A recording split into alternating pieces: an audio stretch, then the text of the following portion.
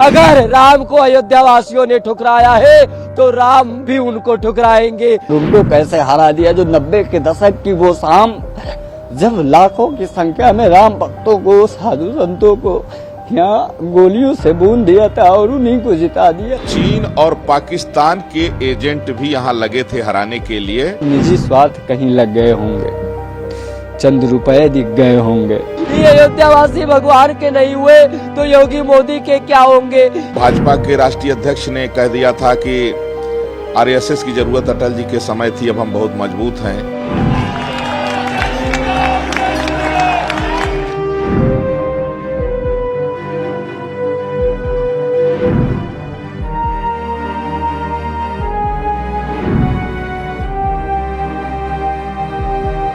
एक दलित को यहाँ से जो है जनप्रतिनिधि बनाया, इसलिए कि उसको पता था कि जो यादव वोट है, मुस्लिम वोट है, उसको मिल ही जाएगा।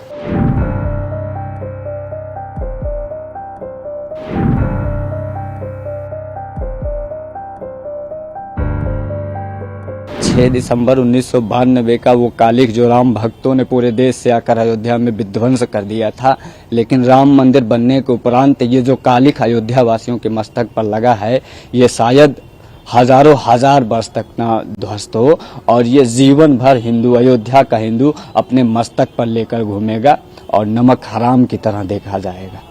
जिसने राम मंदिर को बनवाया उसी को अयोध्या वासियों ने हरा देने का काम किया है। ये संपूर्ण अयोध्या के लिए, संपूर्ण भारत के हिंदुओं के लिए और संपूर्ण विश्व में पहले हिंदुओं के लिए इससे ज्यादा दुख की बात कुछ नहीं हो सकती है कि जिन माननीय प्रधानमंत्री मोदी जी ने, योगी जी ने जिस अयोध्या में आते थे तो लगता था कि आसपास के किन्हीं सीट के विधायक और सांसद हैं, ऐसा कभी लगा ही नहीं कि वो प्रधानमंत्री हैं। और उसके बाद भी उनको हरा देने का काम किया है। यह कालिख हजारों वर्षों तक चलने वाली है और इसे अयोध्या वासी कभी जो है खत्म नहीं कर सकते हैं। ये बहुत दुखद है और इसको कह पाना कि अयोध्या में क्यों अयोध्या वालों ने भारतीय जनता पार्टी को हरा दिया और उनको कैसे हरा दिया जो 90 के दशक की वो शाम, जब लाखों की संख्या में राम भक्तों को, साधु संतों को यहाँ गोलियों से भून दिया था और उन्हीं को जिता दिया। ये बहुत दुख है। इसको कह पाना, मैं पिछले 2 दिन से मुझे न भोजन हो मुझसे किया जा रहा है, न मुझे नींद आ रही है। मैं बता नहीं पा रहा हूँ कितना कष्ट है और ये सिर्फ मुझे, एक मात्र मुझे नहीं है बल्कि पूरे देश में हिंदुओं को है। और इसको सोचकर कि अयोध्या में लोगों ने भगवान राम को जो लेकर चलने वाली पार्टी है उसको हरा दिया और भगवान राम के भक्तों का निर्ममता पूर्वक संहार करने वाले रावणों को यहाँ से जिता दिया। अयोध्या को कभी पूरा भारत सहित पूरे सनातन में जो हिंदू है, पूरे विश्व में सनातनी हिंदू है, वो शायद माफ नहीं कर पाएंगे। ये बहुत दुखद है, बहुत दुखद है, बहुत दुर्भाग्यजनक है हिंदुओं के लिए, अयोध्या के हिंदुओं के लिए।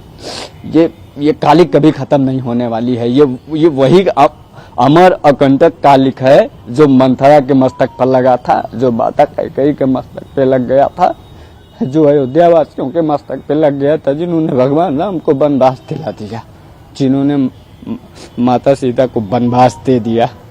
ये वो अमर कालिख है, ये वो अकंटक कालिख है जो जब तक राम मंदिर रहेगा तब तक ये कालिख हिंदुओं के मस्तक पर रहेगा कि जिन्होंने भव्य दिव्य राम मंदिर बनवाने का काम किया, 500 वर्षों के कालिख को विध्वंस कर दिया, उन्हीं को इन्होंने हरा दिया।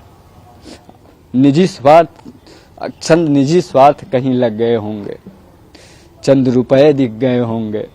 जिन्होंने यह कहा कि संविधान बदल देगी भारतीय जनता पार्टी, जिस संविधान की बदौलत हमारे प्रभु श्री राम लला भव्य रूप से विराजमान हुए, कुछ जुमलेबाज पार्टियों ने उसी संविधान को ही दांव पे लगा दिया अपनी राजनीति के चक्कर पे और उन्होंने पूरे देश में ये कहा कि संविधान बदल देगी भारतीय जनता पार्टी।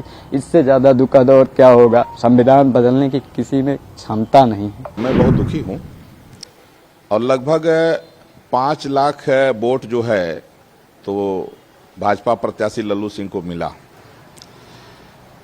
अब उसमें विपक्ष जो है षड्यंत्र में सफल रहा। विपक्ष ने क्या किया कि एक दलित को यहाँ से जो है जनप्रतिनिधि बनाया, इसलिए कि उसको पता था कि जो यादव वोट है, मुस्लिम वोट है, उसको मिल ही जाएगा।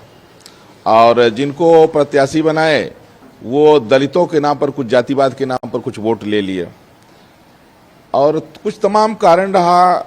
एक बार जो है तो भाजपा के राष्ट्रीय अध्यक्ष ने कह दिया था कि आरएसएस की जरूरत अटल जी के समय थी, अब हम बहुत मजबूत हैं, तो हिंदू संगठनों की उपेक्षा भी इसमें कारण रहा।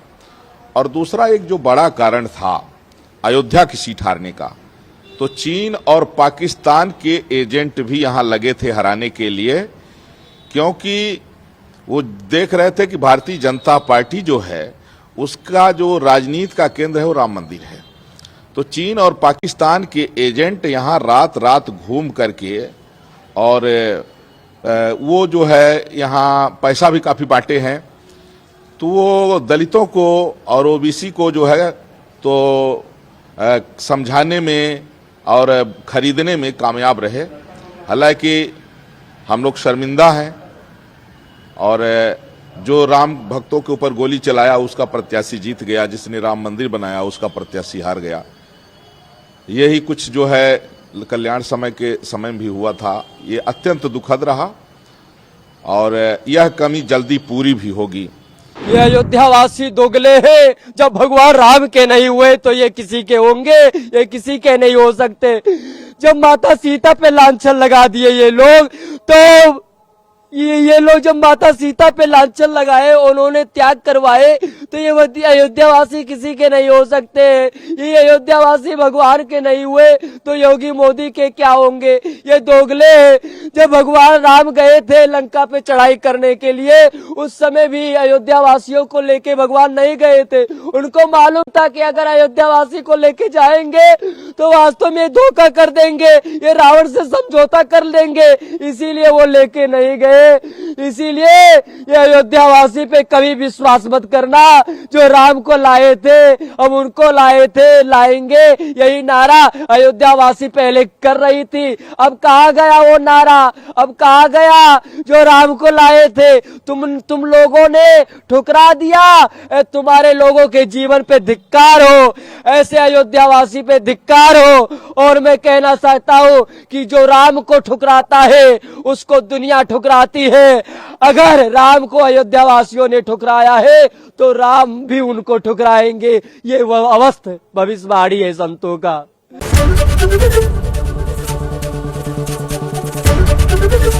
एबीपी गंगा, खबर आपकी, जुबान आपकी।